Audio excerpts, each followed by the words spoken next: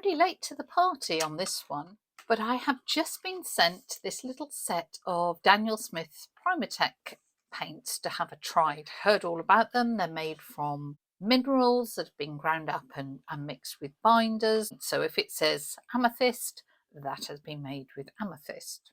Or is it? I also am fully aware of the controversy around these paints, because the marketing really does make you think, oh, if it says amethyst genuine, that's ground up amethyst with some gum arabic to make it into paint. That's what it is. And about 3 years ago, a geologist, had a look at it, did some chemical analysis and said, well, yes, there is amethyst in there, but it's a tiny percent. In fact, there's a lot of other pigments. So that's the controversy. And there was a lot of back and forth, and people got very upset that they were being misled. When they were launched, people were fully aware there were other pigments in there. Minerals naturally vary, and if you want one tube of amethyst genuine to be exactly the same as the next from the next batch, you're going to do adjustments. So there are extra pigments in there.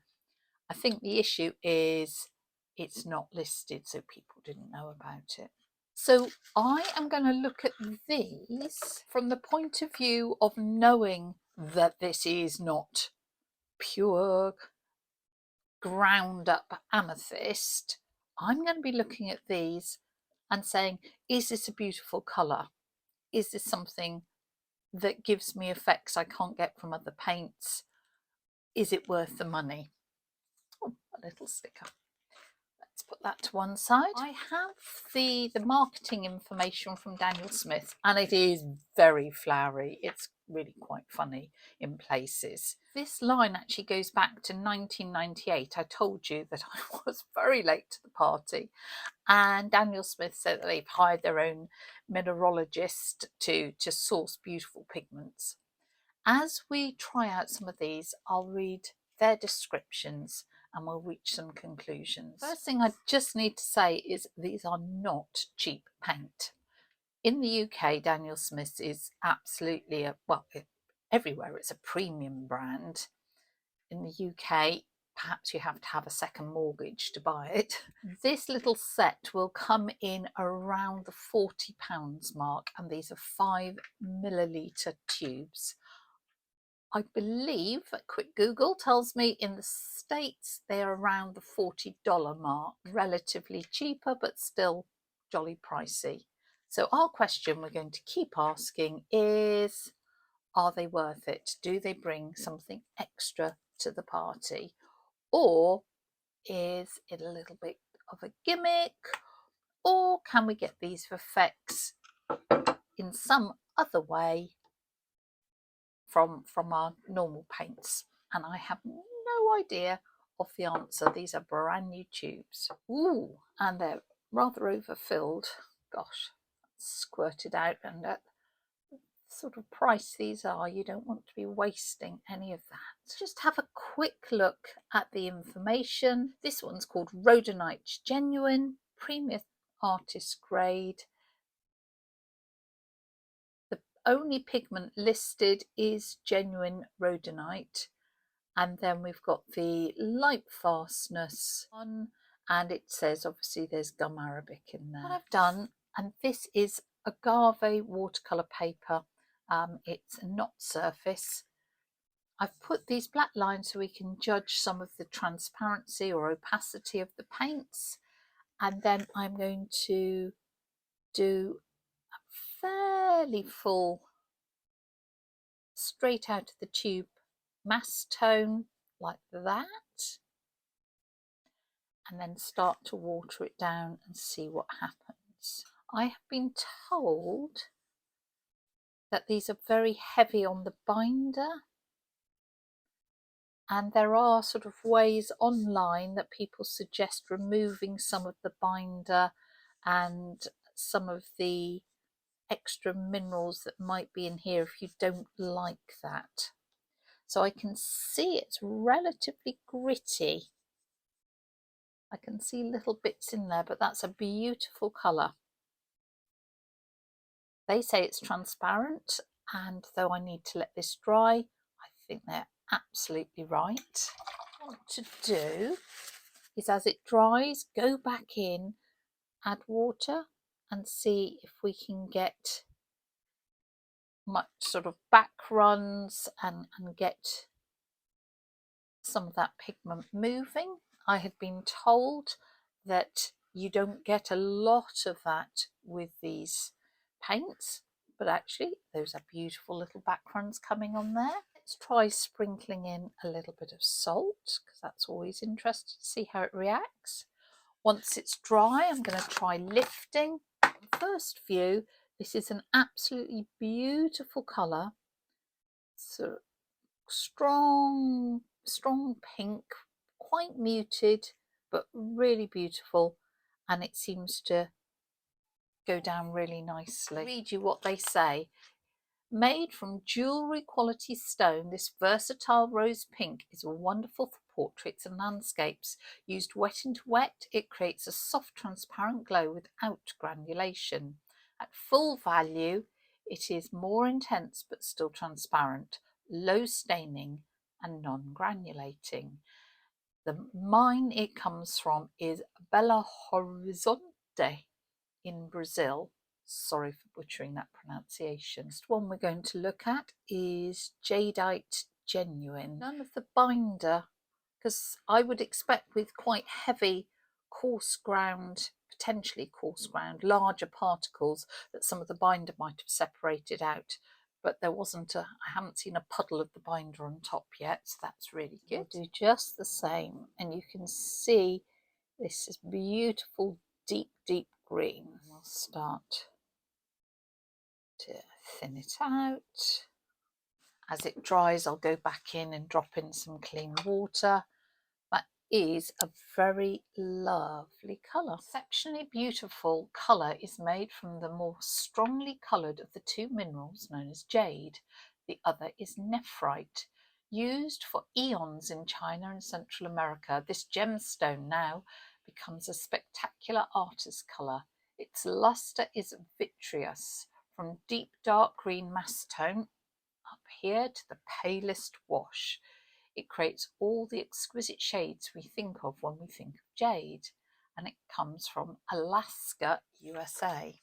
You can definitely see some separation, particularly around here, and there's another green that looks very like phthalo green to me coming through.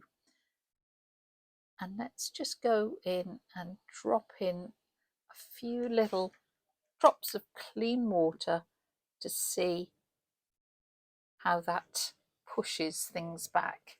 You can see some nice granulation going on here already, and then actually it's not as bitty as the rhodonite.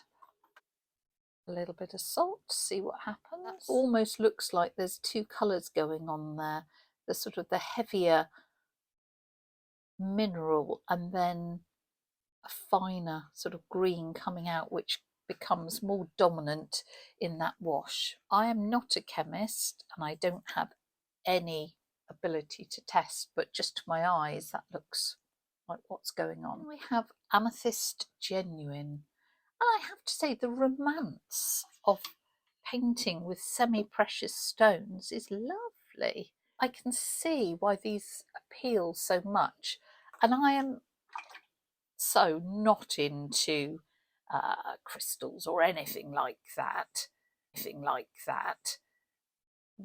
But if you believe in the healing properties of crystals, etc., I can totally see why painting with them would be lovely. It's a very deep purple. They say it's semi-opaque. See little grains in this, just a little bit. And that lovely purple. I'll quickly read you Amethyst Genuine. Ancient Egyptians used the amethyst to guard against guilty and fearful feelings. I don't have any of those. Amethyst has long been used to open the spiritual and psychic centres, making it one of the power stones. This watercolour is a rich, true purple black in mass tone, really is very dark, capable of gradation. Although it is a granulated colour, it can also make lovely clear washes with the faintest touch of sparkle. Oh, and that comes from Soledad, Brazil. I've got lots of granulation going on. As it's starting to dry, let me put in drops of clear water. See whether I can make some nice water blooms. Definitely give some sparkle as I sprinkle in some salt and see what that does. Next is Mayan blue, which is marked as transparent. Again, the tube did not explode, so the only one that's sort of been overfilled so far was that very first Rhodonite.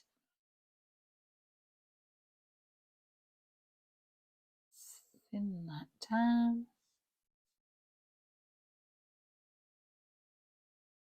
I have to say I don't like tiny tubes of paint because they make me nervous. You know, I like to be generous with my colour and mix up big creamy washes, and you sort of feel like, oh, I might use all that paint in one wash if I'm not careful. So as a rule, I much prefer nice big 15 milliliter or bigger tubes. Having a little think about what it's doing. Let's look at our Mayan blue genuine. This comes from Texas. Mayan blue, a gorgeous green-tinged indigo, nearly defies description. But they go on and describe it. Long ago, it adorned the murals and sculptures of the Mayan people and was featured in their rites and rituals. Despite exposure to severe heat and humidity, the colour has hardly faded over 1,000 years. Now, using methods derived from ancient Mayan chemistry, this unique metal-free pigment has been recreated using an eco-friendly process. Its versatility, durability and exquisite hue will make it an instant favourite.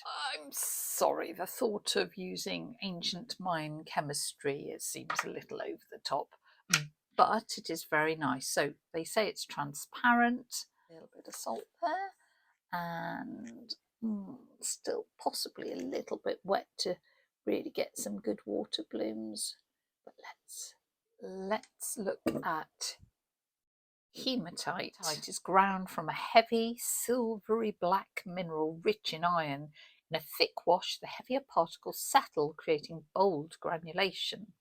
In a thin wash, it is a soft dove grey. Paint with hematite, you can almost feel the pounding of the battle drums. As ancient warriors cover their bodies with hematite, it was believed that they would be protected from mortal wounds. According to lore and superstition, large surface deposits of hematite mark the site of hard-fought battles, the ground where the blood of fallen soldiers flowed into the ground. Let us see whether I can hear the pounding of battle drums. We've got black there. Bring it down to what they predict to be a lovely dove grey. Now I'm seeing some blue come through, which makes me think I didn't wash my brush properly. So if you can spot any blue, I think that is down to me, not the paint. Ooh, they're not wrong about the dramatic granulation, are they? You can see the bits settling out.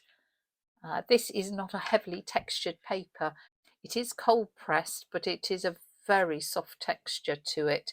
So if I was on a rougher paper, I think we would see even more dramatic granulation there. This is quite, I'm going to say gluey almost. It really doesn't move in the water. If I go back in, we're not getting a lot of movement, and I can see the brush strokes, so it feels, say, quite gluey. Let's just sprinkle in a bit of salt, see what that does here. Put in a few dobs of clean water to see if we get much in the way of water blooms and backgrounds. Just going to go back to here. Right, our last one is Piemontite. Piemontite I'm going to go for. I don't know the pronunciation, sorry about that. It's a very nice colour. semi-opaque or semi-transparent, whichever you like to say. So let's really thin it out, and that doesn't feel as gluey as that hematite did at all. To be a little bit more movement on the paper, which is nice. So while that's having a little settle, let's have a look what they say. Ground from a scarlet streaked mineral. Piemontite genuine is a dark versatile watercolour. A deep amethyst is the darkest value. I don't think I would call that amethyst at all. Of this semi-transparent watercolour, adding water produces a lovely violet brown granulation with a carmine tone, perfect for adding to shadows or painting the mottled surface of autumn leaves. See some colour kind of separating out. It's almost again like there's a couple of colours in there. Where was it? It was the green that I really could see loads and loads of what I think is a phthalo green coming out of there. And here I can see lots of something, I really don't know what that would be, coming out. I presume that is an inorganic pigment that has been mixed in with the piemontite and is far more finely ground. Let's see how the water pushes that away. As I'm using these colours, what they remind me of, they remind me of this little set of Japanese colours I've got. Shadow black, and they've got a reddish black, a yellowish black, a greenish black, a bluish black, purplish black, and a brownish black. And I think I might just pop those on a piece of paper and look at them against these. So this is a total aside, because it was just as I was swatching them out, I was like, whoa, those look familiar. These are some quick swatches of this little Japanese set, which, as I say, is Shadow Black from Boku Undo. That costs, or currently costs, £12.38 for those 6 colours. It was the reddish black against the Piemontite, let's move that out of the way, that really sort of made me suddenly think, hold on a second. I mean, it's not identical at all, but it was just the colourway and the way it handled reminded me. But actually, some of this, I don't know, say the bluish black against, I mean, there's a lot more blue in this Mayan blue. The purplish black, there's definitely a lot more purple, but if you put in a little bit of dioxazine violet into that, I think you'd have a really similar effect. Say, I'm not comparing in terms of saying, don't buy this, get these. I'm just saying, oh, wasn't expecting that. Actually, maybe I'll do a full review of these paints, because can you see how brilliantly they do react with salt? Absolutely fantastic for these effects. No granulation whatsoever, whereas of course we have got lots of granulation going on, particularly with the hematite and with the amethyst. So we did get lovely watermarks here. Hematite, as I say, did feel a bit gluey, and we don't get much elsewhere. Some lovely granulation and marks going on with the jadeite. Let's see how well they lift. I believe they should lift very well, so I'm just going to use a damp flat brush, rub backwards and forwards, and then dab away. There is a lot of lifting here, but there is staining as well.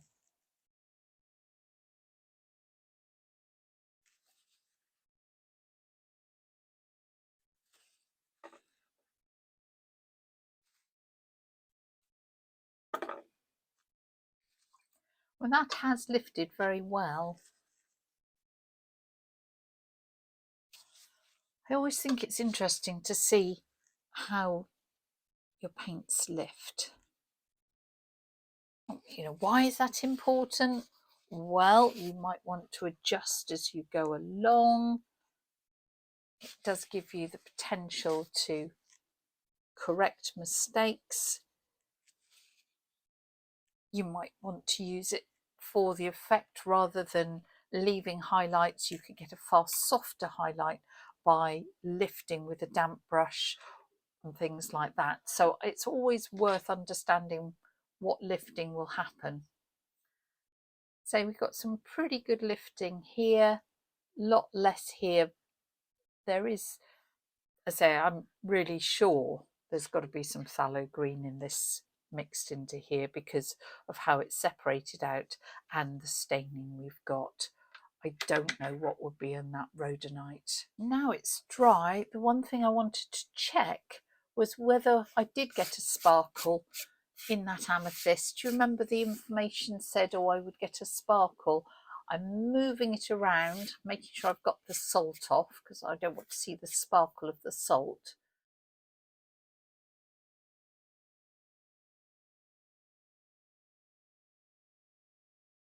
I think if you're a landscape artist, you might really enjoy some of these effects. I say I do like the amethyst because you've really got some heavy granulation there. Do like that hematite, again, heavy granulation.